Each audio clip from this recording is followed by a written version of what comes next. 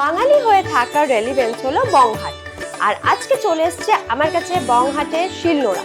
তো আমরা এটা আনবক্সিং করব, কারণ বাঙালিরা না ওই বাটা খেতে প্রচন্ড পছন্দ করে। আর মিক্সিতে যতই হোক না কেন, শিলনোড়ার কিন্তু একটা আলাদাই স্বাদ। তো এটা আনবক্সিং করি। আমার প্রথমেই যেটা নজর কাড়লো সেটা হলো প্যাকেজিংটা।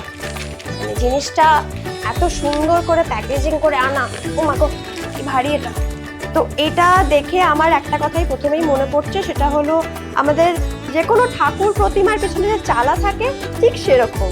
মানে প্রত্যেকটা বিষয়ে একটা বাঙালি আনার ছোঁয়া রয়েছে। এবার আমি দেখাবো নোড়া। এটাও খুব সুন্দর করে প্যাকেজিং করে পাঠানো হচ্ছে। নোড়াটাও কিন্তু বেশ ইউনিক, মানে এটা আমাদের হাতে গ্রিপ করতে সুবিধা হবে। আর যেটা দিয়ে আমরা বাটবো সেটা হলো এদিকটা। তো প্রত্যেকটা বিষয়তেই বাঙালি আনার ছোঁয়া।